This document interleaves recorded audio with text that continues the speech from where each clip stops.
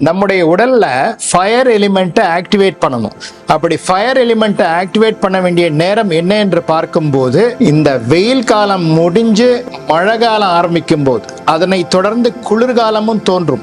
அப்போது நம்முடைய உடல்ல நோய் எதிர்ப்பாற்றல் குறையும். அந்த நேரத்துல ஜோதி வழிபாடை செய்வது நல்லது என்று இந்திய சித்தர்கள், தமிழகத்திலே வாழ்ந்த சித்தர்கள் இந்த ஒரு நாளை உன்னதமான நாளாக மாற்றினார்கள்.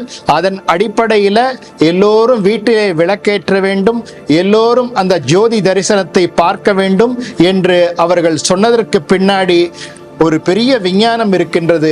அந்த விஞ்ஞானம் என்ன என்று பார்க்கும்போது, இந்த ஃபார்ம்லெஸ் ஃபார்ம்னு சொல்லுவாங்க. எர்த்னா அதுக்கு ஒரு ஃபார்ம் இருக்கு, லைட் ஆஃப் லைட்ஸ் என்று சொல்வார்கள். இந்த ஜோதிக்கு காரணமான ஜோதியை நாம் தரிசிப்பதற்கு சிம்பாலிக்கா இதை சொல்லியிருக்காங்க. இந்த ஸ்பிரிச்சுவல் பிராக்டிஸை லைட்டை ஏத்திட்டு எல்லாரும் பார்க்கணும். இதுதான் கார்த்திகை தீபத்தினுடைய சிறப்பு.